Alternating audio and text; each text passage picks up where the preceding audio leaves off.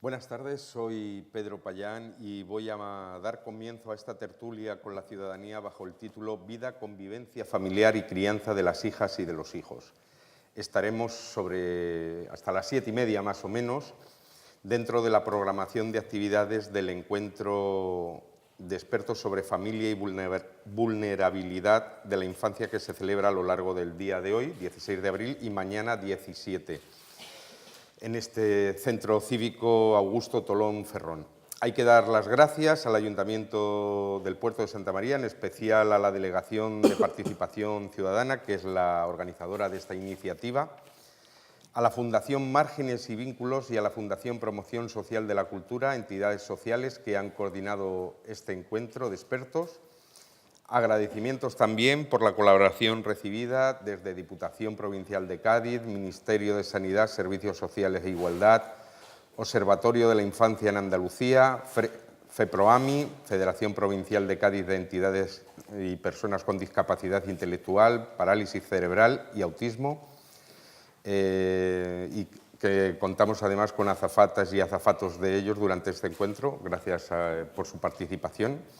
A Puerto Global y al Hotel Monasterio San Miguel. Agradecimiento sobre todo a todos ustedes que nos están acompañando en el día de hoy, a las padres, madres, abuelos, abuelas, jóvenes, jóvenes, porque hay que utilizar todo, ¿verdad, Mercedes? Que pueden intervenir en cualquier momento que lo deseen, si lo desean así, pero sería mejor primero escuchar a los expertos, pero ustedes pueden intervenir cuando quieran. Levantan la mano y yo les daría paso.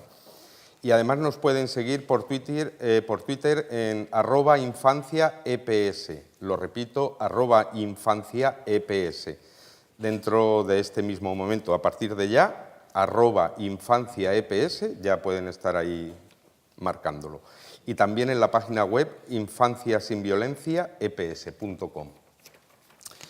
Les voy a presentar a los tertulianos del día de hoy. Primero por Celia, si no te importa.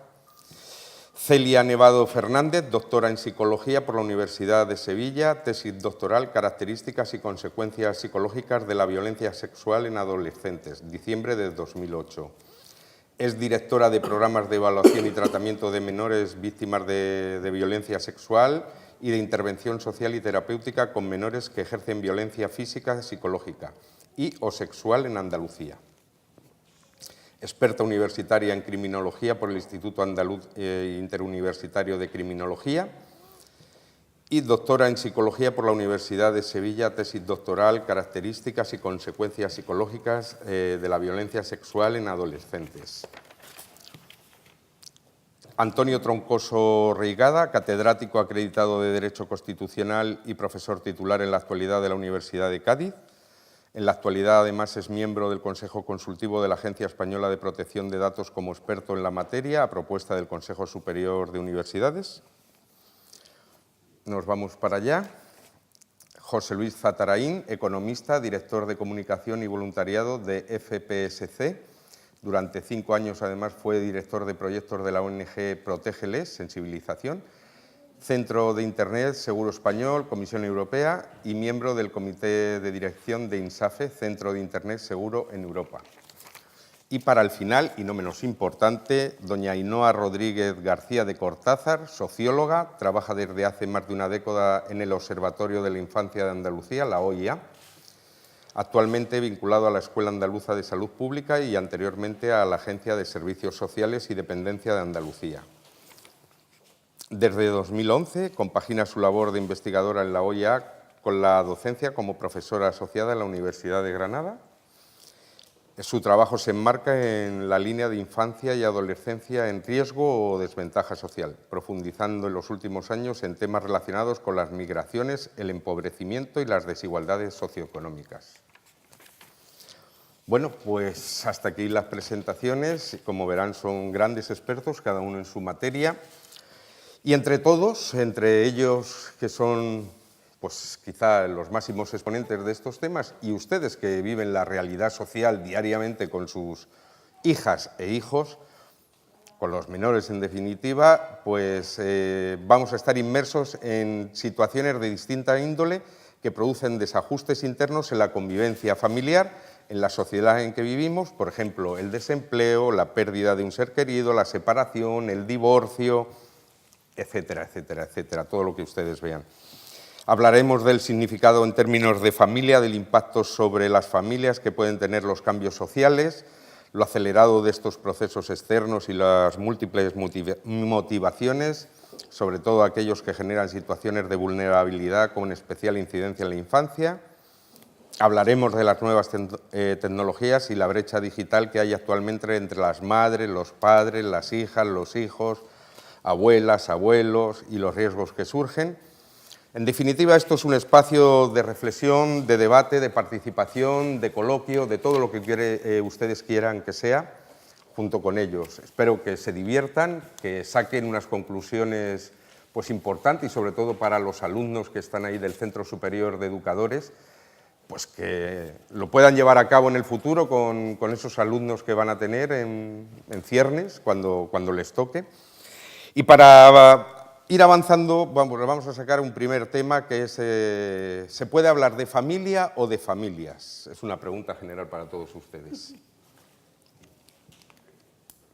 Hombre, yo diría que familias, ¿no? Con Familias. ese, sí. Evidentemente, cada vez la diversidad familiar es mayor y, bueno, y es positivo en ese sentido, desde mi opinión, claro.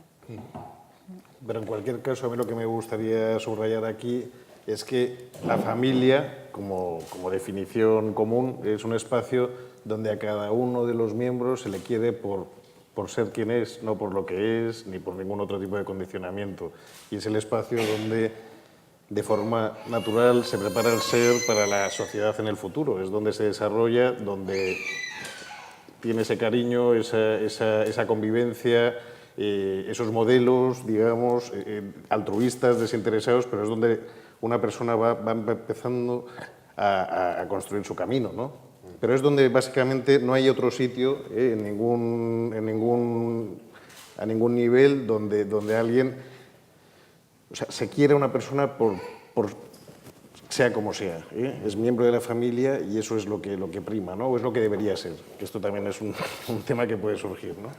Sí, pero en el caso, por ejemplo, y me meto donde no me llaman, las familias, un niño, un menor, que en el caso de que los padres se hayan separado y encuentran nuevas parejas, hay como dos familias, si se puede entender, ¿esos son dos familias o es una única familia?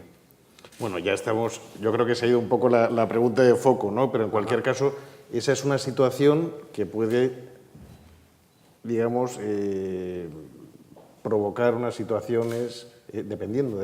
Todo esto depende un poco de la dinámica que surja. O sea, hay familias, yo conozco, por ejemplo, que hay un entente cordial, han llegado a una solución amistosa y digamos que los hijos pues, pueden, digamos, estar en un ambiente familiar y proclive a un desarrollo pues deseable, ¿no? Y hay otras donde los padres y las madres separadas pues utilizan a los hijos un poco como arma arrojadiza. O sea, es que esto ya estamos entrando en casuística, ¿no? Y se puede complicar muchísimo la situación.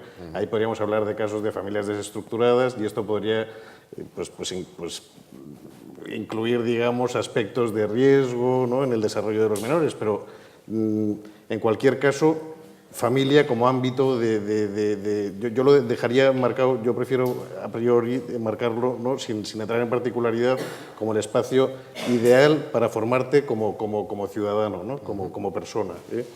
Yo sí quisiera apuntar en la línea que ha dicho José Luis, es que por una parte hay que conocer la realidad actual, que hay una pluralidad de familias, monoparentales, baja de mismo sexo, con lo cual la primera idea tiene que ser siempre una actitud siempre de respeto. Una actitud sobre todo de no discriminación y tolerancia, ¿no? Junto en esa idea de respeto y de tolerancia, que tiene que estar presente siempre en las relaciones sociales, ante realidades familiares que surgen en la actualidad, hay que saber diferenciar supuestos de otros. Yo creo que en general la familia que estructura la sociedad es la familia tradicional, la familia donde está presente el hombre y la mujer, es la familia que habitualmente es la que da continuidad a la sociedad, ¿no? Entonces, las realidades actuales que surgen hay que respetarlas, hay que mostrarse mucha proximidad a esas realidades, siendo conscientes de que habitualmente es la familia natural la que estructura una sociedad, ¿no? Bueno, yo estoy de acuerdo en que realmente en nuestros tiempos ha habido un cambio respecto a la familia tradicional, nos encontramos, y es en parte lo que ha motivado que muchas veces se hable de que ahora estamos en una etapa de crisis de la familia, ¿no? Porque pues tradicionalmente era el padre, la madre y los hijos, y ahora nos encontramos pues familias homoparentales, de madre-madre, padre-padre, familias reconstituidas, de una pareja, se separan, vuelven a formar. Entonces eso hace que en sí pues no se sepa si realmente yo formo parte, ¿no?, de una familia, ¿no? Luego nos encontramos también con situaciones que hacen que la familia se sienta un poco en crisis cuando hay tanta diferencia entre lo que uno ha aprendido, cómo uno ha aprendido a ser hijo, es decir, lo que nos enseñaron nuestros padres, cómo era ser padre entonces, y lo que es ser padre hoy en día, que también es lo que nosotros, por ejemplo, los programas asistenciales notamos mucho que le pasa a los padres y las madres, ¿no? El decir, es que yo estoy intentando ser padre y madre como fueron conmigo, y ahora me encuentro pues que pues, hay muchos tipos de familia, y mis hijos me preguntan, ¿pero eso es una familia o no? O que yo ahora le estoy explicando algo a mis hijos cuando ellos están pues con muchísima información que proviene de las redes sociales. Entonces son muchas circunstancias nuevas que hace pues eso, que se plantee el tema de, bueno, pues hay una crisis en la familia, pero realmente se sigue viendo pues en los estudios, en el desarrollo de los niños, de los adolescentes incluso, que el papel de la familia es crucial, aunque por ejemplo en la edad de la adolescencia se crea pues que yo ya no puedo hacer nada con mis hijos, ¿no?, porque son adolescentes y no les cala nada. No, todavía la familia, y siempre será digamos, el núcleo que da seguridad, ¿no?, y te hace saber pues quién soy, de dónde vengo, cómo quiero, cómo tengo que expresar afecto, cómo tengo que respetar los derechos de los demás. Bueno, pues pasemos a otro. El valor de las familias como espacio de cuidado, afecto, protección de sus miembros, y en especial de los menores. Bueno, tú mismo. Yo mismo, y desde un ángulo concreto. Yo me acuerdo un profesor de la Universidad de Navarra, Paco Altarejos, que este es experto en orientación familiar. Y, por ejemplo, en el tema que, digamos, yo conozco más, que es el uso de nuevas tecnologías, él decía que un espacio de tiempo compartido ante la pantalla entre padres e hijos era auténtica orientación familiar. Quiero decir, aquí se tiende a demonizar muchos aspectos, muchas cosas. Al final, el tema de la convivencia familiar es crucial, ¿no? Y podemos hablar ahora mismo de situaciones no deseadas, de riesgo, donde, bueno, pues de alarma, muchas veces acentuada, y esto tú lo sabes mucho mejor que yo, por situaciones de pobreza, de variables exógenas, ¿no?, donde, pues que condicionan muchísimo el desarrollo de esa persona. Pero lo que sí que es verdad es que, lo dicho, ¿no?, o sea, que esa interacción es un espacio de convivencia, y con eso se evitan muchísimas situaciones no deseadas. Es decir, los riesgos existen en todos los órdenes de la vida, en todos los ambientes, pero allí donde hay una comunicación fluida entre padres, madres y sus hijos, pues allí se reduce, se minimiza cualquier posibilidad de una situación grave frente a un riesgo determinado. Luego, yo creo que eso es lo que hay que quedar, ¿no? O sea, no se trata solamente de buscar aquellos aspectos, pues digamos, más objetivos frente a un uso intensivo de algo, tal, la situación de contacto no deseado, efectivo, o lo que sea, o con otra gente, sino por ejemplo, un espacio de convivencia. Hay que inculcar valores de otro tipo, hay que generar espacios de convivencia entre los miembros de la unidad familiar, porque esto es muy potente. Pongo al caso, por ejemplo, algún programa que tenemos de voluntariado familiar. Lo llevo un poco al extremo, pero esto nos sitúa. Un momento, digamos, de actividad de voluntariado con personas en riesgo de exclusión social, compartido entre padres e hijos, es como una bomba atómica, porque los padres ven a sus hijos actuando en ese sentido y los niños a sus padres. Bueno, pues todo esto minimiza muchísimo otras cosas de las que vamos a hablar, que son más del orden, esto no es muy común, pero que hay que tratar de encontrar momentos de convivencia, momentos de diálogo. Yo creo que por aquí me gustaría empezar, porque todo esto va a favorecer va a empoderar a nuestros hijos frente a un montón de situaciones.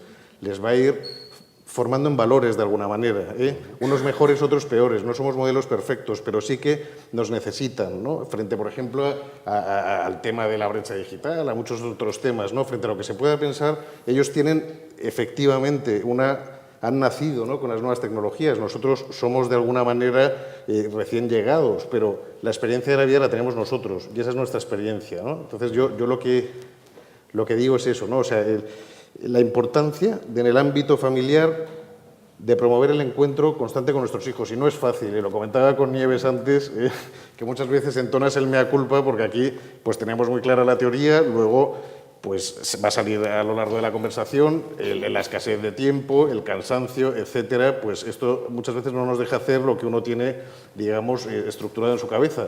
Pero desde luego hay que tenerlo como meta, ¿no? O sea, el encontrar espacios que no es fácil de encuentro con nuestros hijos, de posibilidad de diálogo. Hay muchas veces que unos están en la cocina cenando, los otros en tal, el otro en el ordenador, y es que no hay posibilidad de encuentro. Entonces, yo creo que esto como idea de convivencia y de espacio de relación, esto es muy potente, muy importante, ¿no? Yo creo que es ahí la clave, yo creo que la has dado con el tema de la comunicación. Cuando nosotros hablamos con familias que nos plantean problemas de, pues, mi hijo está empezando a tener conductas violentas, o mi hija la veo triste y no sé qué pasa, o simplemente pues, cualquier familia que nos plantea dudas, miedos, siempre, bueno, ¿cómo prevenir? O estrategias para prevenir que no pase esto. Que no. Siempre yo digo, es que es la misma, la comunicación. Es que la comunicación es básica. Entonces, se ha estudiado mucho los estilos, ¿no?, de ejercer la parentalidad o de cómo hacer padres, ¿no? Cómo somos padres. Entonces, se ha estudiado mucho que hay tipos de padres que son lo que se llama más autoritarios, ¿no?, que ejercen mucho control, que tienen el por qué yo lo digo, pero muy tajante, que tienen un estilo menos dialogante. Hay otros padres que son los que se denominan permisivos, que ahora están los padres colegas, que se llaman, ¿no? Pues padres que sí, que son muy afectuosos, muy dialogantes, pero no ponen ningún límite.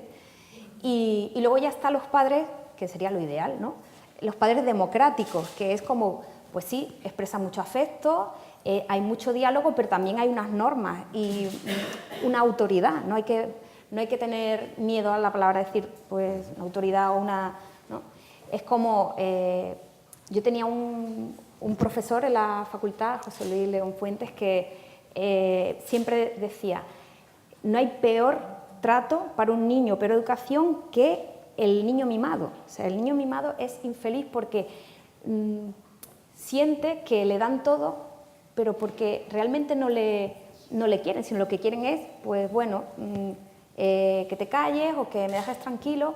Y aparte también porque los niños siempre buscan unos límites para sentirse seguros. Es decir, yo voy y ando 2 pasos, pero si mi papá no me para, yo voy a dar otro paso y otro paso. Y si yo veo que mi papá o mi mamá, que es quien me tiene que proteger, no me pone unos marcos, unos límites, tengo una inseguridad enorme. Y entonces realmente tenemos que darnos cuenta que hay que ejercer un equilibrio entre establecer esas normas o esos límites y también las muestras de afecto y el diálogo, que es crucial para encontrarnos las generaciones. Esta misma idea, yo creo que los padres tienen que ser conscientes de que la educación es una labor esencial. Es decir, que ser padre no es algo meramente biológico, sino que implica una actividad educativa. Educación que en parte el Estado favorece con los poderes públicos, pero que es una labor de los padres. Y para educar hace falta tiempo. Decía muy bien José Luis, que hace falta generar espacios de convivencia, ¿no? Momentos, a veces estructurados de convivencia, para que haya una posibilidad de comunicación, un diálogo, ¿no? Y yo creo que ahí se han pasado en la educación pues etapas, como decía esto muy bien antes Celia. Una primera etapa de padres más autoritarios que no tenían diálogo con los hijos. Una segunda etapa de padres colegas, de padres sin límites, que yo creo que en parte es un modelo que ha conllevado al fracaso. Y ya se busca una posición más intermedia, de padres que sepan transmitir cariño a los hijos, que sepan transmitir afecto, que sepan transmitir a los hijos un cariño incondicionado, que se les quiere a los hijos por ser quienes son, como decía Antonio Solís, la familia es un lugar donde quieren por ser quien eres, ¿no? Entonces eso los padres tienen que saber hacerlo, saber transmitir amor a los hijos, a la vez que un nivel de exigencia, porque para hacerles felices a los hijos hay que educarles, ¿no? Y para educar hay que educar con el ejemplo, ¿no? Es decir, básicamente es el ejemplo. Entonces, para que haya ejemplo tiene que haber convivencia. Es muy complicado que un hijo sea un buen estudiante si los padres son unos perros. Si los padres no trabajan, el hijo no va a ser un chico que a la escuela rinda, ¿no? Si el padre en casa no ayuda a la madre en casa, pues el hijo no... Y si el padre no le habla bien a su esposa, pues el hijo pues, no le habla bien. Con lo cual, la labor de la ejemplaridad de los padres es muy importante, ¿no? Bueno, Ainhoa, como no hablas mucho, te voy a preguntar yo a ti nada más. Sí. ¿Te pregunto? Pregúntame. Venga. Dificultades familiares y pobreza infantil. Sí, bueno, como me imagino que todas y todos los que estáis aquí habréis visto, ¿no? Estaréis trabajando en la intervención, ¿no?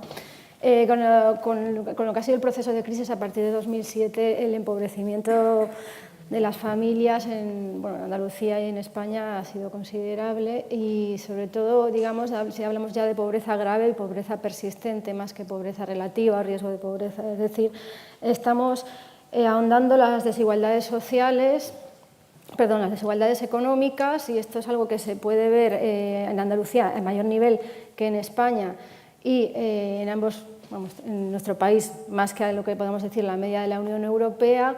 Según digamos, economistas como Tomás Piketty nos plantean que los países digamos, que han sufrido mayor desempleo en este proceso de crisis financiera y económica, como pueden ser en el marco de la Unión Europea, Grecia o España, pues son los que más se han agrandado estas desigualdades sociales, ¿no?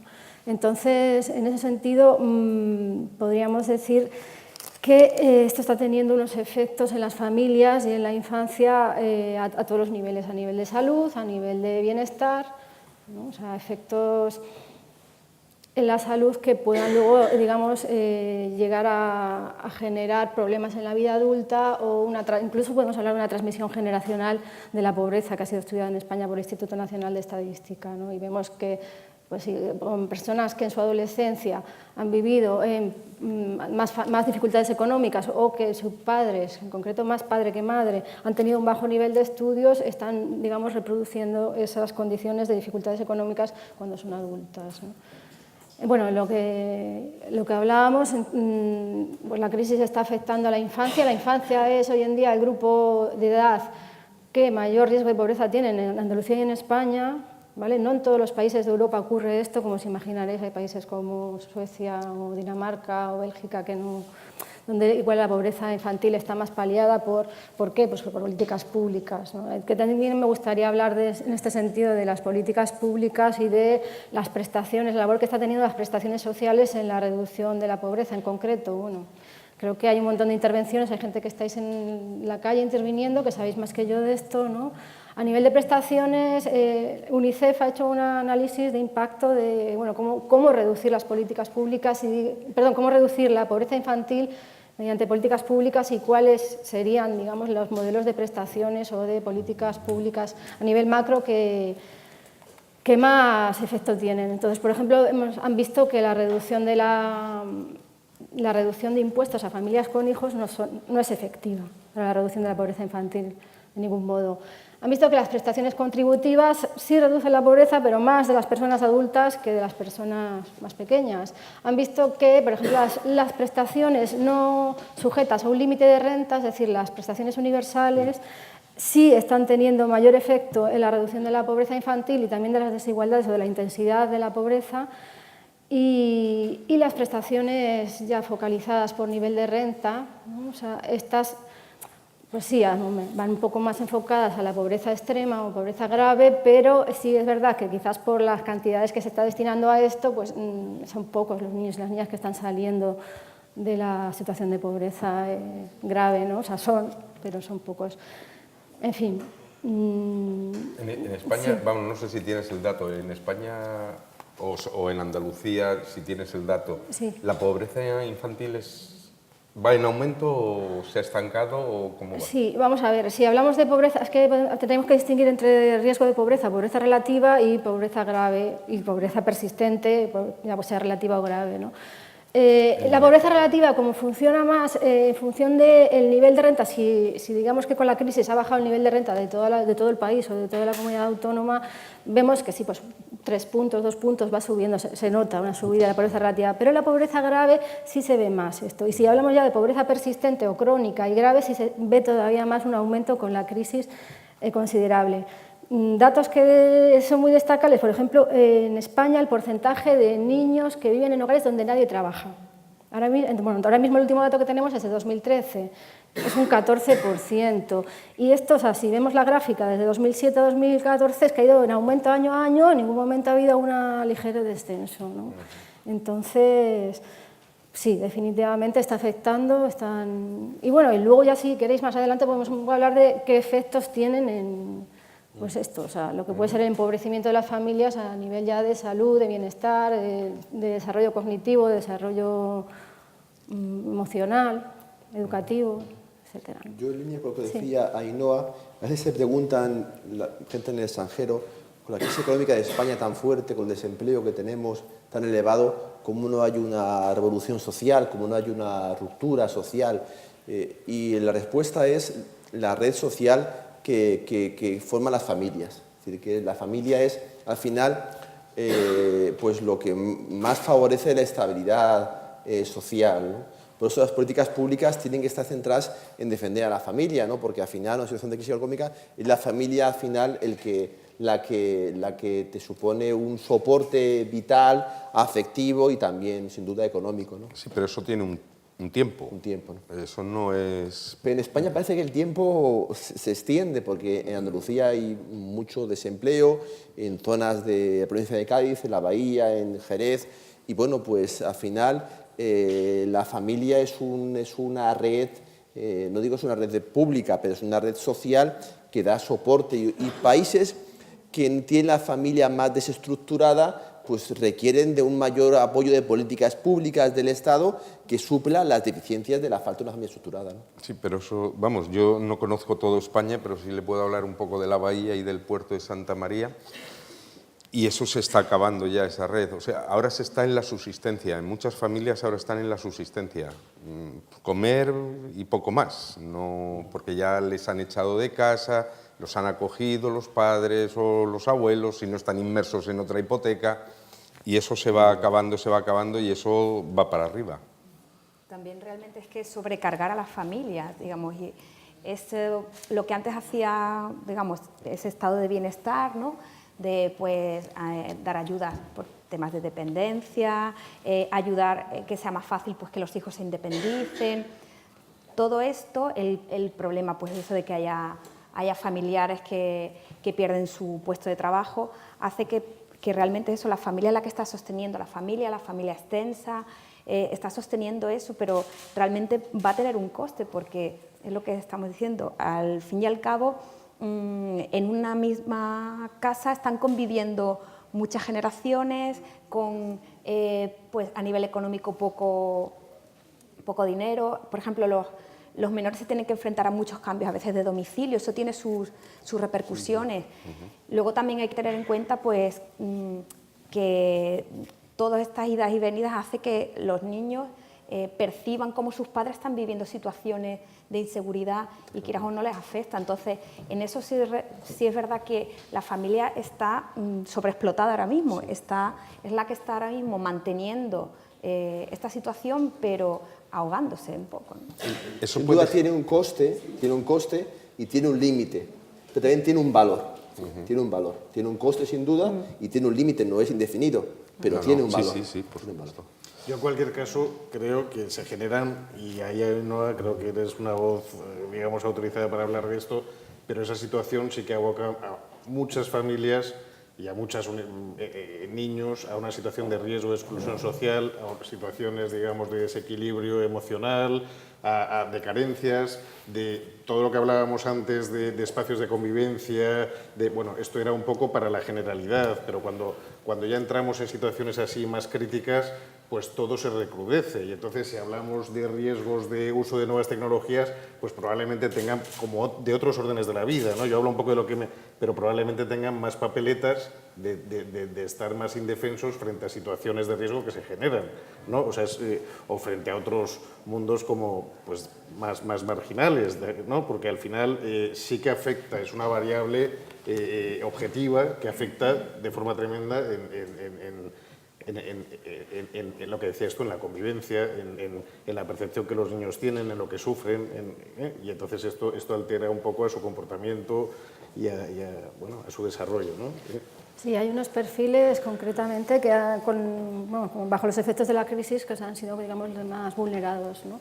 Que son los hijos e hijas de personas de nacionalidad extranjera, ¿no? Los hijos e hijas de inmigrantes, hijos e hijas de personas con bajo nivel de estudios, o sea, que tengan el graduado de ESO, el graduado escolar, a ese nivel máximo de estudios. Esto, bueno, en Europa todavía más que en España se está notando, desde 2007 ahora, cómo se está disparando las tasas de riesgo de pobreza para este colectivo. Y luego, pues como ya sabéis, familias monoparentales y familias numerosas, ¿no? Tenemos una pregunta del público. Habéis avanzado un poquito ya por el tema, pero cuando hablabais de las ayudas a la dependencia y de diferentes ayudas que han salido para ayudar a las familias numerosas y lo demás, pues a principios de este año han salido unas ayudas que son solamente 100 euros para las familias numerosas y las que tienen pocos ingresos, pero ¿cuál fue mi sorpresa cuando llamé a preguntar si podía acogerme? Y eso que recibí 2 cartas en mi casa, a mi nombre y a nombre de mi marido. La respuesta fue que si alguno de los dos estamos trabajando. Digo, mire, no, ninguno de los dos. Ah, pues la ayuda es para las personas donde como mínimo uno de los dos está trabajando y cotizando. Digo, pues vaya, el que tiene le dan más, al que le falta, pues la ayuda no puede acceder a ella. Y la ayuda a la dependencia ahora mismo están recortadas para las personas necesitadas y los mayores se mueren antes de que les lleguen. Nada más que era eso.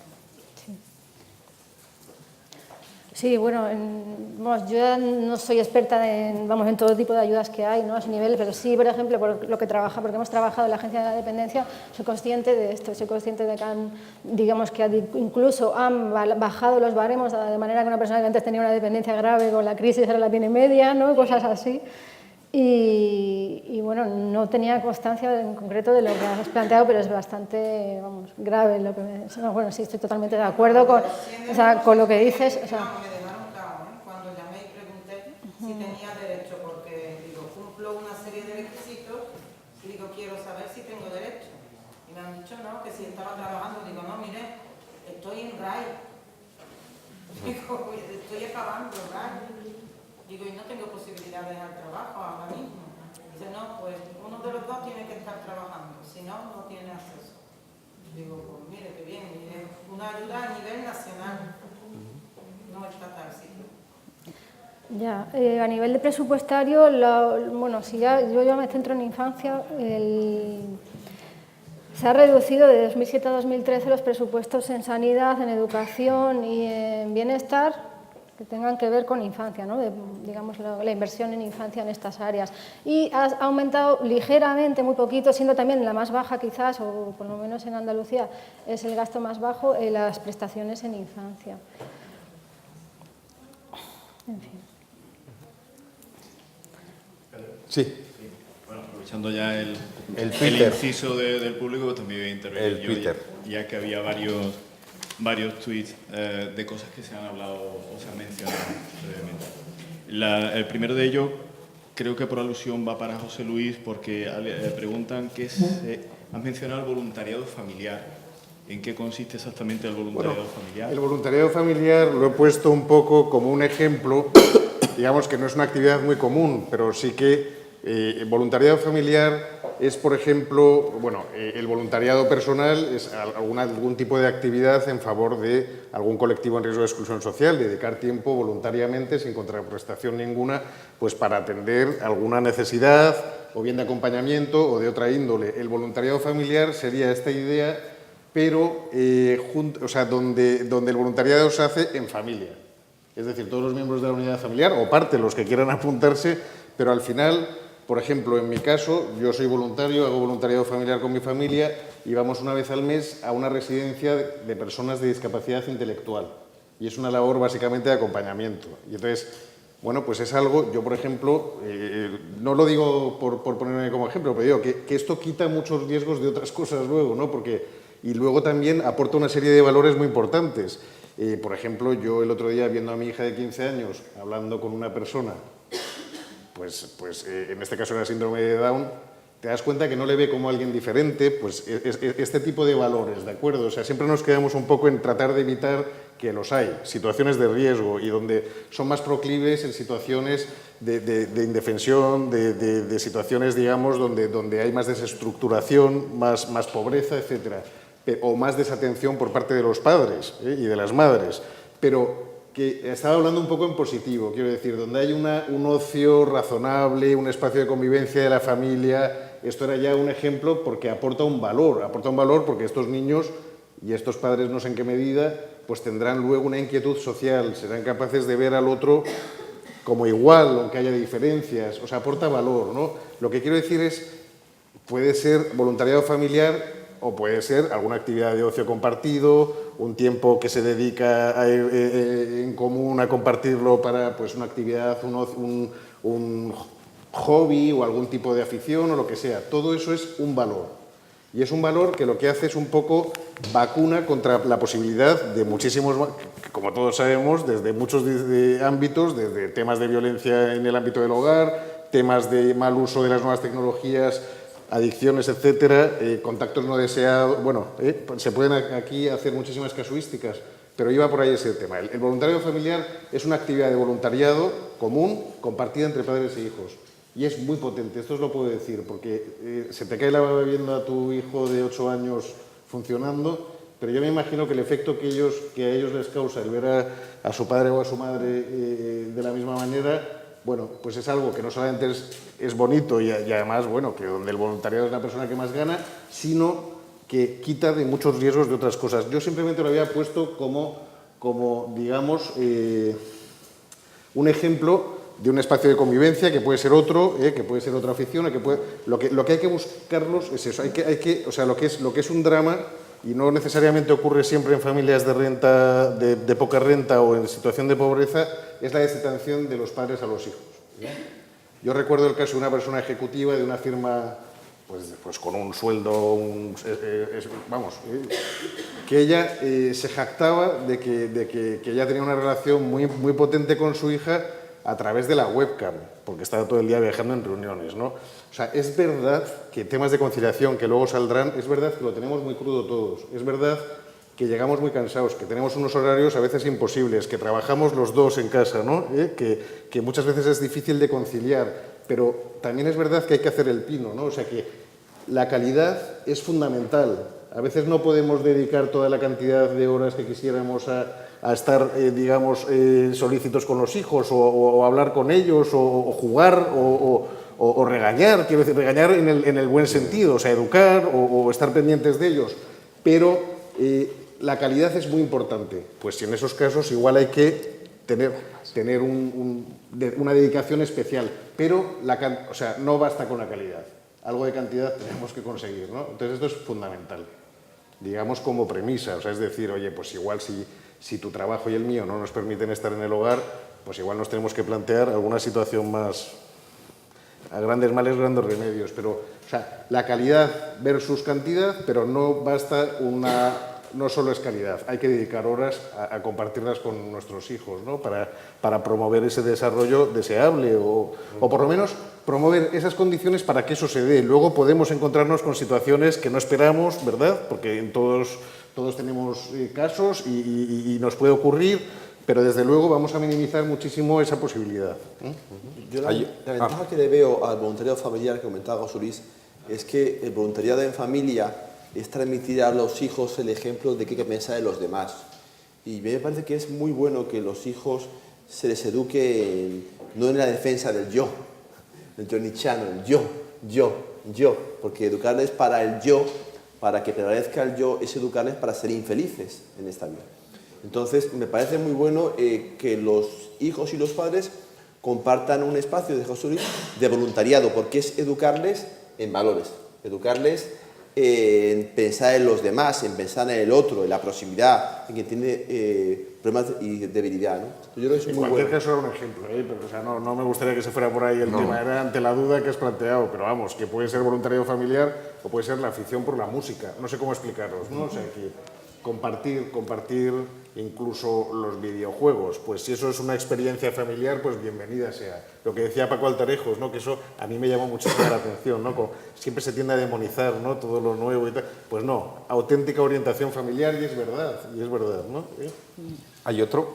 Sí, había otro relacionado, yo creo que por alusiones más bien para Ainhoa, porque habla de la pobreza en Andalucía según el Observatorio de la Infancia, cómo afectan a los menores. Ella ha dicho que luego ibas a hablar de ello quizás.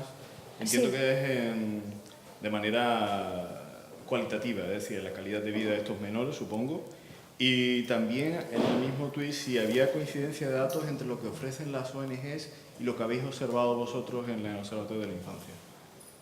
Bueno, nosotros los datos los que me remito son datos de la encuesta nacional, de la encuesta de condiciones de vida del Instituto Nacional de Estadística o de las encuestas de SIL, se llama, la Social Income and Living Conditions de Eurostat. Vamos, digamos, son encuestas oficiales a nivel estatal la encuesta de condiciones de vida trabajada por el Instituto de Estadística y Cartografía de Andalucía, ¿no? Entonces, que las ONGs tienen una visión, digamos, más micro, más focalizada y captan cuestiones que no captamos o que no se captan desde estas encuestas. Por ejemplo, estas encuestas van a hogares. ¿Qué pasa con los chavales que están en centros de protección? ¿Qué pasa con la gente que está en situación de calle, las familias o los menores no acompañados, ¿no? Por ejemplo, menores migrantes o ex menores migrantes? O sea, hay colectivos, digamos, a los que no llegan estas encuestas, ¿no? Que ya de pobreza, digamos, crónica, extrema, grave. O sea, que sí es verdad que las ONGs nos llegan, nos comentan, incluso los profesores en las escuelas, mira, que me están llegando niños que no vienen sin desayunar, que se me marean en clase, o niños que están súper nerviosos porque acaban de sufrir un desahucio o van a sufrirlo. Entonces, en ese sentido, creo que estas encuestas tienen el valor de la representatividad estadística, pero sí que pierden información o no son capaces de rescatar esa información que tenéis la gente que estáis trabajando a nivel de ONGs. Creo que la idea es conjugar, ¿no? Estar en contacto y complementarnos en ese sentido. En cuanto a los efectos que está teniendo la pobreza, pues ya hablamos. Si nos ponemos, hay que digamos, situar en casos. Si pregunta más a nivel cualitativo, si hablamos de una niña que está en un proceso de desahucio, algo que es rápidamente visible es una caída brusca del rendimiento escolar, ¿no? O sea, eso sí. También, antes de continuar con esto, sí quiero, digamos, evitar, o por lo menos que no se malinterpreten mis palabras, evitar una estigmatización, digamos, de la infancia en situación de pobreza o de las familias en situación de pobreza. Es decir, que también comentaban, no sé, o quizás no me acuerdo quién ha comentado antes, pero sí que es verdad que igual en tiempos de crisis que están el padre y la madre, o las dos madres, los dos padres, en paro, pueden pasar más tiempo con sus niños, puede haber, digamos, van a estar en situación de nervios, de estrés, porque evidentemente los recursos se están acabando, etcétera, pero tienen más tiempo para, ¿no? Digamos que en ese sentido no vamos ni a demonizar ni a estigmatizar, existe la capacidad de resiliencia, o sea, hay un montón de cuestiones que me gustaría dejar claro. Lo que sí se ve a nivel macroeconómico, digamos, o a nivel de tendencias ya macroestructurales, es que sí, o sea, la pobreza en la infancia afecta al estado de salud, afecta al rendimiento escolar, afecta a un montón de cuestiones, ¿no? O sea, hemos hecho un estudio, todavía no lo hemos publicado, estamos trabajando en esto en el Observatorio de la Infancia, con indicadores de pobreza relativa grave e intensidad de la pobreza y privación material severa, e indicadores también de desigualdad económica, porque hay autores que nos hablan más de por ejemplo, Wilkinson y Pickett plantean más la cuestión que es la desigualdad económica dentro de un país más que la pobreza, la que está relacionada, pues, por ejemplo, con mayor maternidad adolescente, con mayor conflictividad infanto-juvenil, con mayor consumo de drogas, peor salud mental, cosas así, ¿no? Entonces, estamos un poco probando o contrastando a ver si esto ocurre realmente a nivel de los países europeos, porque muchas veces... Bueno, hay muchas diferencias entre coger un país como Turquía o como un país de América Latina y un país de, digamos, como Suecia o como España, ¿no?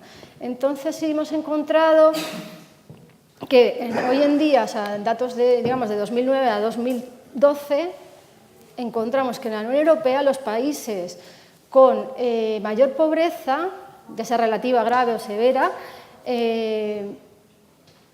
tienen menor esperanza de vida al nacer la población.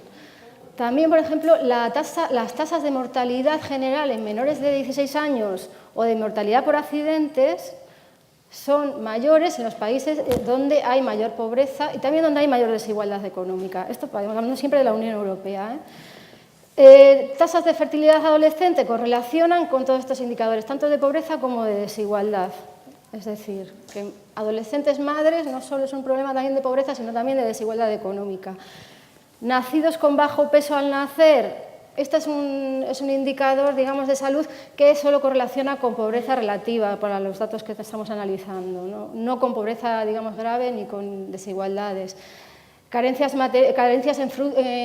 alimentarias en frutas, en verduras o en proteínas, como os imagináis, pues por supuesto correlaciona con la pobreza. Y cuestiones que igual no se trabajan tanto como, por ejemplo, el tema de los que fueron famosos llamados ninis, ¿no? O sea, de los chavales de 15 a 19 años que ni estudian ni trabajan. Pues esto correlaciona en la Unión Europea con los países con mayor desigualdad económica. No está relacionado con la intensidad de la pobreza, con la pobreza grave, sino más con la desigualdad. Lo mismo que el bullying, ¿no? O el bullying, digamos. En chicos y en chicas de 15 años... nos está correlacionando con la desigualdad y no con la pobreza. Bueno, yo ahí te diría, nosotros cuando estábamos en Protégeles creamos una línea de atención, una línea de ayuda para situaciones de ciberacoso, y en ese momento era bastante novedoso, y es un tema que, como muy bien podría atestiguar, o sea, derivado del uso de las redes sociales, es verdad que se producen muchísimas situaciones de riesgo, es uno de los grandes riesgos. Hay dos, uno donde Antonio sabe que es el tema de la privacidad, o sea, el tema de la fuga de datos personales, como un tema, digamos, grave, ¿no? En el mal uso, digamos, de esas plataformas, pero otra que tiene que ver con lo que se llama harmful conduct, o sea, conductas dañinas, donde el menor muchas veces de forma lúdica, jugando y tal, puede llegar a situaciones que deriven en temas de ciberacoso.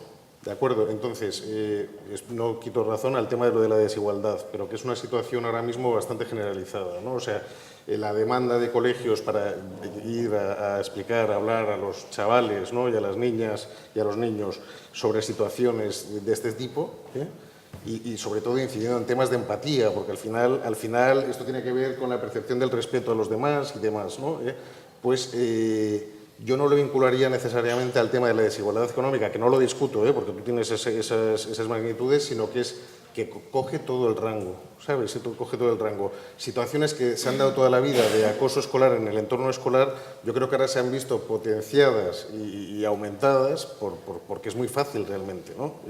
Yo os diría, situaciones de corto con mi chico o con mi chica, esto puede derivar en una auténtica situación no deseable. ¿Y cuál es el problema del ciberacoso frente al acoso escolar tradicional?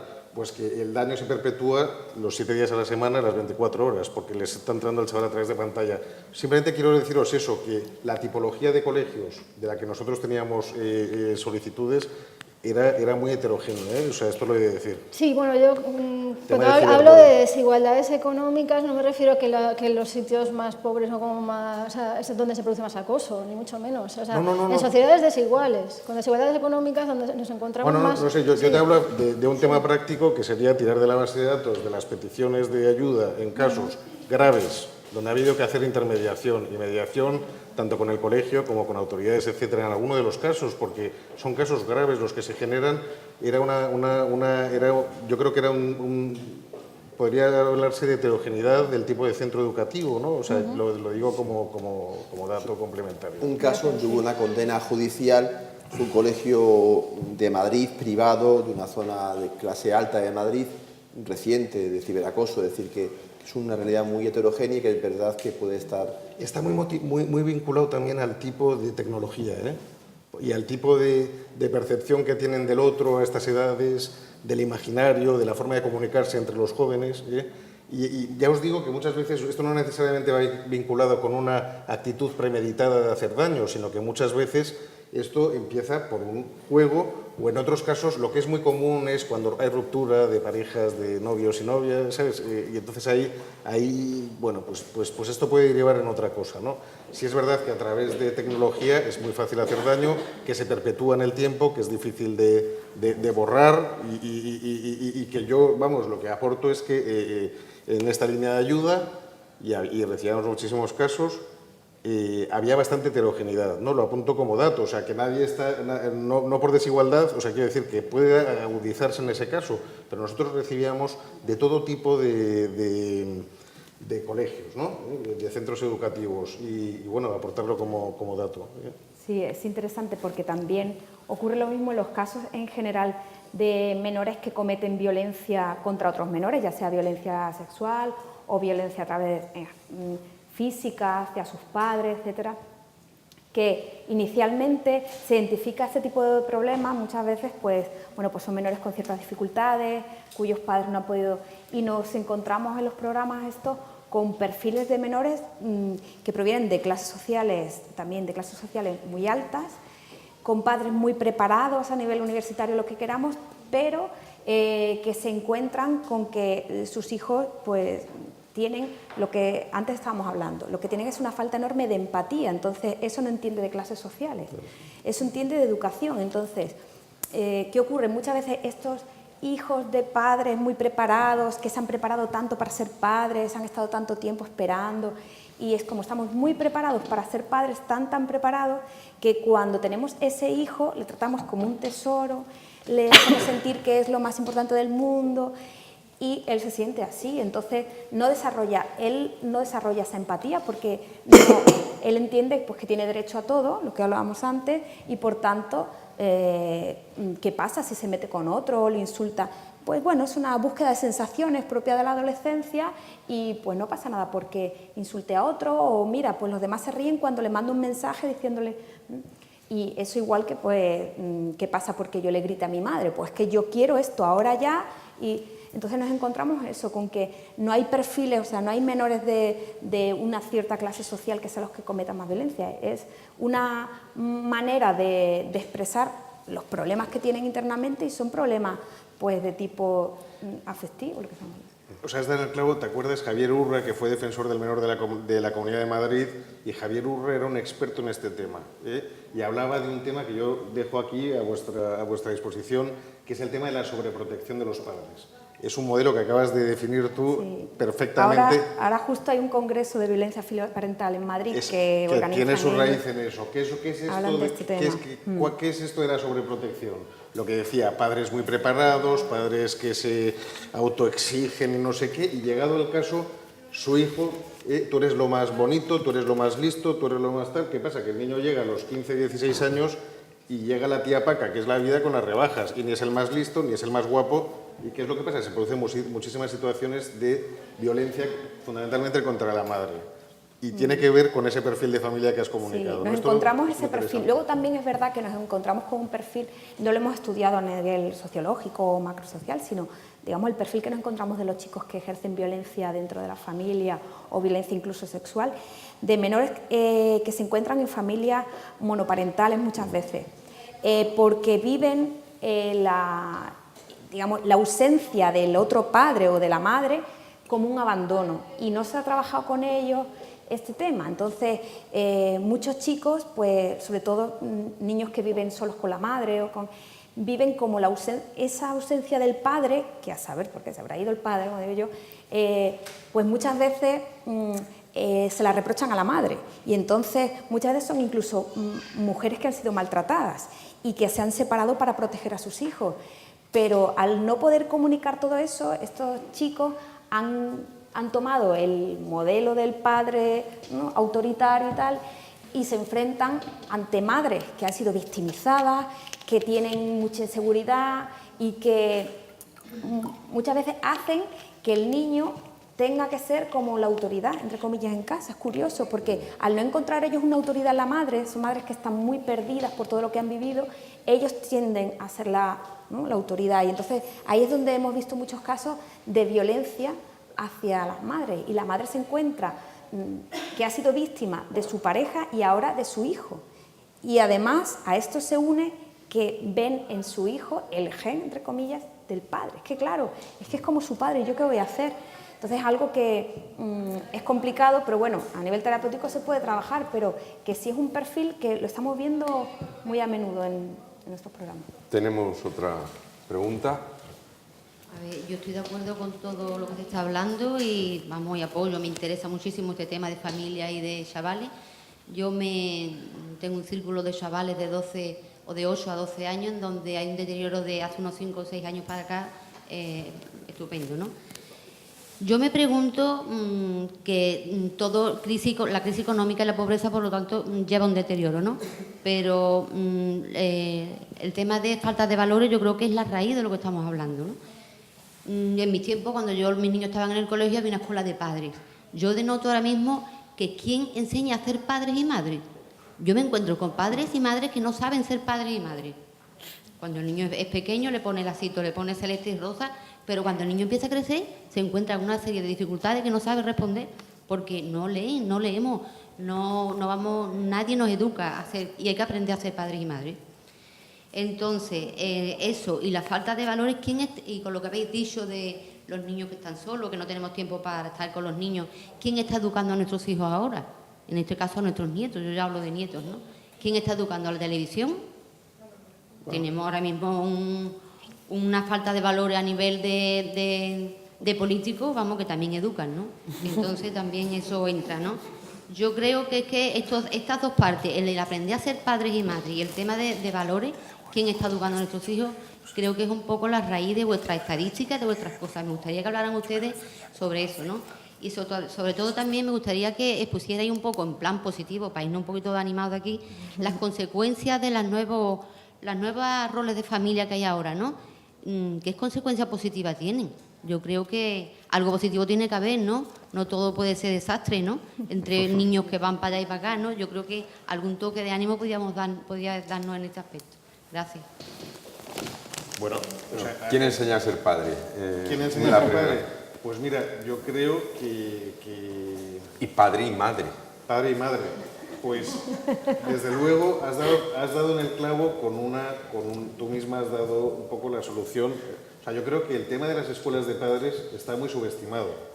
Quiero decir, a todos nos ayuda mucho. Yo he participado en escuelas de padres y me han dado pautas, sobre todo en la educación de niños a determinadas edades. Porque yo tengo hijos desde 20 hasta los 8. O sea que he tenido el laboratorio en casa y encima me he dedicado a temas de infancia, con lo cual era un estrés, imaginaros, ¿no? Pero yo he ido a escuelas de padres porque me ha venido muy bien, porque lo he necesitado, porque cuando he llegado a enfrentarme con la situación de tener una hija preadolescente, yo no la entendía. Y yo creo que hay veces que hay que ponerte en su cabeza y lo que hay que hacer es acompañar y lo que hay que hacer es quererla. O sea, quiero decir, tampoco nos podemos poner aquí a buscar la solución y tal, no, hay que estar. Para empezar hay que estar. Ese diálogo al que yo me refería es estar, es dedicar tiempo. Y es verdad que eso lo pasamos todos pasamos por ese trance, pero el tema de las escuelas de padres, digamos que es una cosa que cuando esto llegue a la mesa de los políticos igual habría que lanzarlo como idea. O sea, nos viene muy bien a todos algún tipo de pauta de expertos, de educadores, sobre las diferentes etapas y edades de nuestros hijos, y ayuda un montón. Sí, pero yo creo que no solo eso, nosotros hemos trabajamos con la familia, le hablamos sobre el desarrollo psicoevolutivo de los menores, el desarrollo sexual, pero creo que algo que aporta y que es muy importante en la escuela de padres es el encuentro entre familias. Totalmente. El poder decir, ¿y tú cómo solucionas esto? Porque a veces los psicólogos, ¿no?, podemos decir, mira, pues esto ocurre a tal edad y lo recomendable es esto. Pero luego, en la práctica, a mí me pasa, por ejemplo, luego como madre, que digo, yo que tantas veces he dicho esto, ahora ¿cómo lo hago? Y es verdad, ¿no? Entonces, yo creo el crear también redes de familias que serán, pues mira, yo lo soluciono de esta manera, de esta otra. Y también muchas veces el desculpabilizarnos, ¿no? Antes hablaba con la compañera del sentimiento de culpa, de lo estaré haciendo bien, como nos preparamos tanto para ser padres, estaré traumatizando a mi hijo porque si hago esto, si lo frustro, pues que lo estoy frustrando, a ver si lo voy a causar. Y si no, es que entonces también tenemos un nivel de exigencia, se nos exige tanto a los padres que parece que lo que sean nuestros hijos de mayores, parece que tienes que meterle ya en una guardería trilingüe para que el niño sea en el futuro. Y es que un poquito de sentido común yo creo que nos viene bien, entonces el compartir espacio en la familia, el aportar ese sentido común es muy positivo y el ayudarnos y ver pues que somos humanos, que a veces tenemos malos días, que bueno... En concreto hay modelos. La escuela de padres en la que yo participé era con el método del caso y no se promovía, o sea, el moderador no trataba de dar pautas, trataba de que la gente hablase y lo discutiese y llegara a sus propias... Pero es muy interesante ese tema. Yo creo que es muy interesante promover esa actividad y ofrecerla a la ciudadanía. Sí, desde el observatorio estamos ahora preparando una escuela para familias adoptivas en este caso, pero también apostamos por... Hay otra pregunta. Yo quería aportaros a lo que está diciendo Celia y a lo que está diciendo José Luis, ¿no?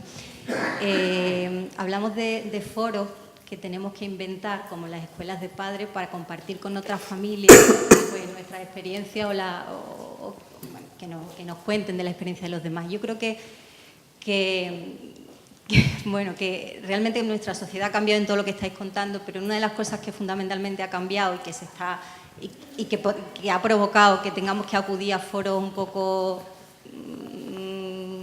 no naturales, ¿no? Como es una escuela de padres con otros padres en un cole o en otro espacio, ¿no? Cada día, bueno, en esta sociedad en la que vivimos ahora, estamos más individualizados, vivimos más en casa y con nuestra pareja o no, y con nuestros hijos en casa. Utilizamos a nuestros papás o a nuestras familias extensas para el cuidado de nuestros niños cuando nosotros no podemos. Antes vivíamos en espacios donde compartíamos muchas generaciones familiares, donde no había que preguntar, como decía Marilu antes, no era necesario estar en un espacio donde otras familias me lo cuenten porque mi familia ya me dice, ¿no? Ya era mi madre o era mi abuela o era mi tía que vivía en el mismo espacio donde yo vivía y entonces veíamos, comparábamos y un poco íbamos viviendo con lo bueno y con lo malo en esa línea, ¿no? Ahora no tenemos eso, ahora vivimos en casa y muy aislados y hacemos uso de nuestra familia extensa para otras cosas, ¿no?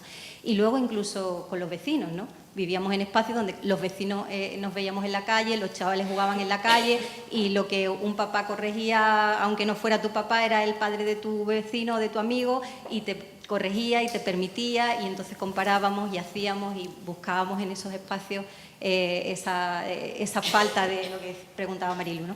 Y ahora tenemos que acudir, desgraciadamente o afortunadamente, no sé, ¿no? A espacios un poco no naturales, ¿no? Tenemos que inventar escuelas de padres, inventar políticas para eso,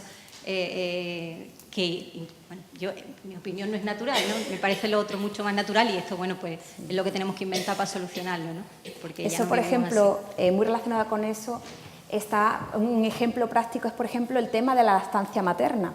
Hay muchas madres hoy en día que les cuesta mucho dar el pecho porque nunca han visto a otra madre dar el pecho y entonces es curioso porque es verdad, es complicado si no tiene yo porque vi a mi hermana que vive, pero es muy complicado, entonces a veces me ha pasado de que mira, te va a llamar la prima de no sé quién y tú le dices, ¿por qué? Porque a lo mejor te viene mucha revista de ser padre y tú ves posición, eso cómo es, que pongo al niño así, ¿no? Y entonces es como todo muy artificial cuando lo que nos llega realmente es vivirlo al lado, que te diga la vecina, mira, tú lo coges.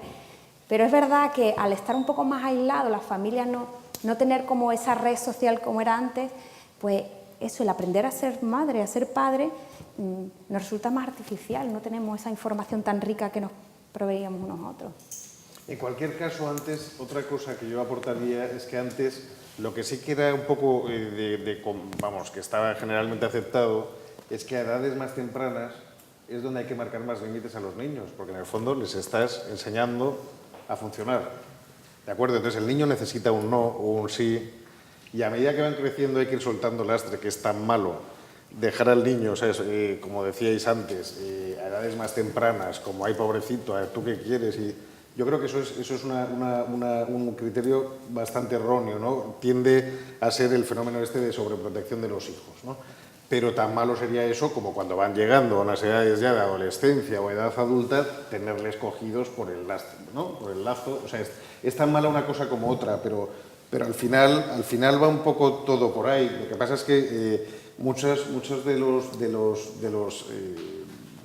de lo que está sucediendo, la fenomenología de situaciones de riesgo que nos estamos encontrando, es porque no hay esa convivencia ni siquiera, ¿no? Entonces, que es un poco lo que tú decías. Es verdad que todo lo que tú has apuntado es verdad. El tema de los vecinos, la familia extensa, el vivir en la calle, el compartir, todo eso es una escuela de padres. Voy a hacer una propuesta concreta para facilitar la convivencia con los hijos, que es una medida concreta, a mí me ha funcionado en familia, que es comer y cenar sin la televisión. Yo creo que una familia que come viendo la televisión impide el diálogo. Entonces, comer y cenar, sobre todo cenar entre semana y el fin de semana, comer y cenar la familia sin la televisión. Y que cada hijo hable y cuente y que no se interrumpan. Y que cada uno cuente lo que le ha pasado. A veces das una oportunidad de que el niño suelte algo que tiene dentro y que no ha podido soltarlo y que le das el espacio para poder contarlo y lo puede contar. Y ahí ves situaciones que te puedes adelantar a problemas que pueden surgir, ¿no? Entonces, la televisión obviamente es una herramienta, un gran instrumento educativo, la televisión es estupenda, garantiza la libertad de información, la opinión pública libre, yo no voy a negar lo bueno que es la televisión. Pero a la vez también es verdad que la televisión come muchos espacios que pertenecen a la familia, ¿no? Entonces, como medida concreta, le aconsejo el comer y cenar sin la televisión. Es que de hecho se ha estudiado como un factor de protección respecto a los menores el hecho, y se ha estudiado específicamente que cenar con los hijos y dialogar sin televisión y tal, hoy en día es como una garantía de menos grado de violencia dentro de la familia. Es muy curioso porque es así. Se ha estudiado y es cierto. También es que es eso, es una manera de pues, que los hijos vean en los padres pues, cómo resuelven ellos problemas, que cada uno plantee, pues yo he tenido un día bueno, he tenido un día malo, lo que he hecho, me he sentido frustrado, pero ¿qué he hecho? Estaba enfadado, pero ¿cómo he sacado ese enfado? Muy positivo porque es una manera muy natural pues, de ir expresando eso. Y luego también, no solo lo negativo, sino también lo positivo. Cuando nos encontramos con situaciones de familias en las que hay mucha descomposición, violencia interna, intentamos trabajar algo que es que se pierde y es que lo positivo, sobre todo por ejemplo en las parejas, lo positivo del otro o incluso con los padres respecto a los hijos. Es como, venga, dime algo bueno de tu hijo o de tu hija. Y el padre o la madre a veces es como, pero no encuentras nada, no, tan ciego estás, es como ya tienes tan etiquetado al otro. Entonces el tener esa oportunidad de diálogo, eso hace que diga, oye, pues lo que hablábamos antes, el tener un espacio común, decir, oye, fíjate mi hijo lo que me ha dicho, qué bien, y los hijos respecto al padre, ¿no? O la madre, decir, ay, mira mi madre lo que dice o lo que hace en su trabajo, ese tipo de cosas ayudan mucho a tener una visión positiva del otro, lo que me aporta, lo que aprendo de él. ¿Hay otra pregunta? Sí, habéis hablado de la televisión y entiendo que la definís como un elemento externo que puede generar cierta distorsión en la relación familiar, sobre todo en ese espacio tan íntimo como puede ser la comida o una cena. Y al hilo de eso se me ocurre también, ¿qué hacemos con el móvil y con los WhatsApp de los móviles cuando están haciendo gli en las comidas y en las cenas? Yo puedo contestar. Y en todos los ámbitos, no solo eso. Ahora mismo. Ahora mismo no. Dos cosas, yo diría dos cosas. Se ha hablado antes de ejemplariedad. Yo apuntaría otra idea más. O sea, que además se ha hablado de democracia en el hogar. Yo no sé si es democracia o no, porque yo creo que las relaciones familiares, yo creo que están como un paso incluso por encima, ¿no? Por ese altruismo que hay. Pero, reglas de oro. O sea, lo que sí que se puede llegar es a algún tipo de consenso, adecuándolo más a los más chiquitines y tal. Lo que es muy importante es que nos pongamos de acuerdo en qué se puede y no se puede hacer. Y entonces aquí hay un punto que has dado en el clavo, que es el tema de la ejemplaridad. O sea, imaginaros que yo digo, oye, el teléfono, llegáis a casa y lo ponéis en el salón de estar, en la estantería, y yo estoy pegado al teléfono. Claro. Bueno, ¿qué mensaje estamos dando? O sea, realmente hay veces que provocamos nosotros situaciones, ¿de acuerdo? Entonces, pero sí establecer esas reglas de oro, de manera que lo primero es el estudio, la merienda, o sea, que no interfieran esas tecnologías en cosas que son tan elementales como la merienda o el rato de estudio, y luego quizás a las 9 y tal, pues juega un ratito, o sea, reglas de oro, esas las tenemos que decidir nosotros, pero en consenso con los hijos. Otra cosa con respecto de la televisión, estoy totalmente de acuerdo, que es que, lo dicen los estudios, dice Celia, y es que, vamos, me casa con lo que me dicta el sentido común. Pero vamos a sacar petróleo de las situaciones. Cuando estamos viendo la tele con nuestros hijos, muchas veces de ahí podemos... O sea, estamos viendo una imagen súper violenta y cruenta y tal, tenemos una oportunidad maravillosa, o bien, si nos callamos, yo creo que no les estamos haciendo un favor.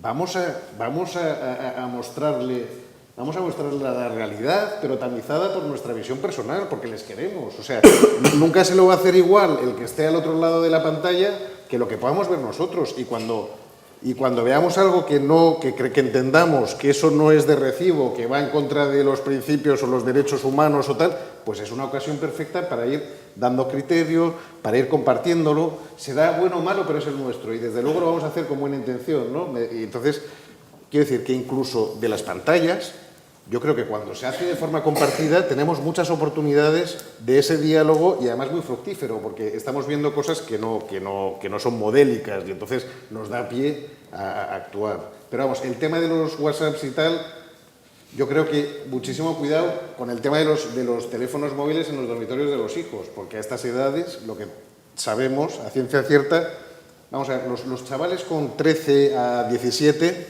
socializan. O sea, para ellos es imprescindible la pertenencia de grupo, ¿de acuerdo? Entonces, lo mismo que ocurría antes de que ibas al recreo y si te lo perdías no estabas, y entonces me lo he perdido, y entonces ya no... Para ellos es importante porque el tema de esa pertenencia, de esa presencia, ¿no? Con el móvil pasa igual. O sea, nuestro hijo de 13 años puede estar con el móvil debajo de la almohada y a las 2 de la mañana dándole al WhatsApp, ¿de acuerdo? Esto es lo que sois educadores, tendréis ejemplos y nos podríais contar, ¿no? De niños que se les caen los ojos por las mañanas, porque es bastante común. O sea, es decir, este tipo de dispositivos móviles yo creo que es materia para consensuar ese tipo de reglas de oro, que de alguna manera van a entender y donde tenemos que ser ejemplares y hacer lo mismo, ¿no? En la guía, por ejemplo, que se elaboró en la Fundación sobre temas de prevención, una de las cosas que se proponía, y está muy bien, y realmente cuando lo hemos trabajado incluso con los educadores de centros, es el establecer contratos, pero por escrito, ¿no? Como, vale, tú vas a poder utilizar Internet, que te la estoy proveyendo yo, o vas a poder tener un teléfono, que soy yo, pero tenemos este horario, estos compromisos por escrito que ellos lo tienen ahí, vale, tú firmas, yo firmo, es algo simbólico, pero está muy bien porque ven que es algo formal y que hay partes, ¿estamos de acuerdo los dos? Vale, pues ya está, ya luego no nos vamos a poner a discutir, no, es que yo quiero, tenemos un contrato, esto es un poco así, ¿no? O sea, algo simbólico pero útil. Yo la línea que decía José Luis también, me parece que a los chavales no se les puede quitar de las tecnologías y de las redes sociales, ¿no? Porque son un elemento de arraigo social, ¿no? Es condenarles al desarraigo, ¿no? Les permite la pertenencia al grupo y si no están en la red social, pues se sienten como falta de pertenencia. Sin duda, y además las redes sociales son elementos que socializan y son positivas, ¿no? Pero como toda herramienta, requiere una educación en su uso y requiere pues, un uso limitado. Empezando por los padres. A veces cogemos el tren regional que te va a llevar del puerto a Sevilla y ves a la abuela, a la hija, y todos sacan su teléfono móvil ahí. Y ahí nadie habla con nadie, todo el mundo está... Entonces, bueno, pues es verdad que te fijas en los autobuses también donde nadie habla con nadie, es decir, aunque vaya varias personas a la vez, pues entonces, es verdad que las tecnologías a veces han generado barreras a la comunicación. Y prestamos atención a relaciones pues, imaginarias o superficiales o virtuales, faltando a deberes que tenemos con el prójimo, con la abuela que quiere cariño, con el abuelo que quiere contarte algo, con tus padres. Entonces también a los chavales hay que decir que hay que atender a las personas que están cerca, a la gente que está más débil, a los mayores, ¿no?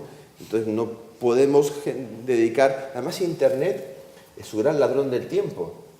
el teléfono móvil, uno puede estar con su mujer de compras y coge el teléfono móvil a ver qué sale ahora en el mundo. Bueno, pues es tan importante ver lo que dice ahora el mundo. Te puedes esperar después y estar con tu mujer viendo cómo se compra la ropa. Es decir, a veces la tecnología es estar siempre conectados, que es bueno porque una noticia te interesa saberla en cada momento, pero que tiene que tener un uso limitado. Y también los mayores tenemos que educarnos y saber poner los límites al uso de Internet, por ejemplo.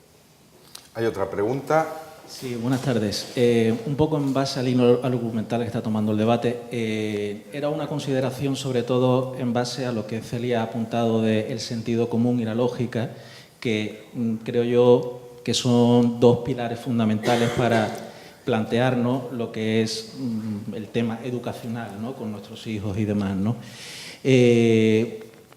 Eso, de todas formas, veo que tiene un hándicap importante en este avance tecnológico tan importante que estamos teniendo y que muchas veces nos hace perder ese norte y esa orientación de ese sentido común que nuestras generaciones anteriores han tenido y que, por cómo ha ido evolucionando la sociedad y demás, pues ha visto pues que tenía su sentido y que funcionaba, ¿no?, en esa cuestión. Esto era únicamente una reflexión y luego tenía una pregunta en relación, y sin querer alejarme mucho del tema, sobre todo a nivel económico o la brecha, la desigualdad, la creciente desigualdad que está generando toda esta crisis económica o crisis de valores en lo que supone la sociedad, ya andaluza, española y demás.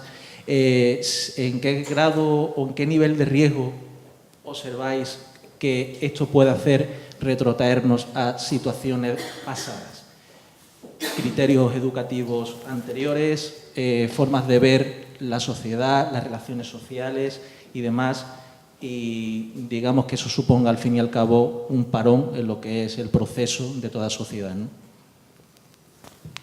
No sé si he conseguido expresar mi pregunta o... A ver, no sé si te he entendido bien. ¿Te refieres a ya un cambio político, digamos, tanto político como de estructura social, de cómo la sociedad entiende que tiene que ser como tal, como... O sea, no sé si vas en el sentido de estamos haciendo recortes de gastos sociales, ¿no? Ya no tanto a nivel económico como a nivel de valores de una sociedad. Entiendo que, bueno, en toda crisis económica todos, tanto el individuo como la sociedad, pues nos volvemos más conservadores en ese sentido y esa idea de progreso y esa idea de avance pues queda un poco relegada, ¿no?, a la situación que estamos viviendo. Y entonces esa crisis tan prolongada en el tiempo, ¿cómo puede afectar a nuestra forma de entender, en definitiva, la sociedad, la vida en común, la forma de educar, la forma de... Ya, bueno, es una pregunta del millón. O sea, bueno, como socióloga yo no puedo predecir, ¿no? O sea, y me planteas algo que no estamos estudiando ahora mismo, entonces puedo opinar, pero una opinión que no vale más que la tuya ni la de nadie, ¿no? O sea, lógicamente, ¿no? Entonces yo creo que por un lado no podemos, o sea, a pesar de que estamos en una situación de, digamos, de acrecentamiento de las desigualdades, no podemos negar la revolución tecnológica que también estamos hablando aquí, que es entonces mi discurrir va en el sentido de una polarización o dos velocidades sociales, una en la que sí estos avances tecnológicos van a impregnar a distintos niveles a todas las clases sociales dentro de la desigualdad. Evidentemente la gente que está en una clase más cómoda va a poder hacer uso de las últimas tecnologías y demás, y la otra gente pues a lo que llegue. Casi todo el mundo está llegando a un smartphone, ¿no?, pero quizás no a un Mac, ¿no?, o a otro tipo de tecnologías. En cuanto a temas de valores, pues lo que planteábamos al inicio del debate, o sea, de repente la familia está sosteniendo a nivel económico, está sosteniendo toda esta crisis, entonces se está generando sí una vuelta quizás a ciertos valores tradicionales. También los recortes sociales y digamos el desmantelamiento del estado del bienestar está haciendo, ¿no?, que se vuelva quizás a otro tipo de valores, ¿no? Y a nivel político estamos viendo pues, con los nuevos partidos, ¿no?, también esa polarización. O sea, Perdón, aprovecho... Yo, desde el punto de vista más abstracto, por una parte, yo veo que Internet y los cambios tecnológicos son instrumentos de igualación social. Y eso me parece muy positivo. Antes me muevo en el mundo de la universidad, antes quien no iba a una universidad de Madrid o al extranjero, pues no accedía a la información, al conocimiento. Hoy alguien desde una universidad de provincias o de un pueblo pequeño accede a muchísima información que antes no accedía si tenías una beca concreta para poder estudiar fuera. Con lo cual, Internet es un ascensor social.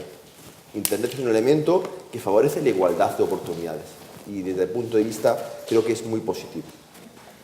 La crisis económica creo que es un elemento que es un acicate a la responsabilidad individual.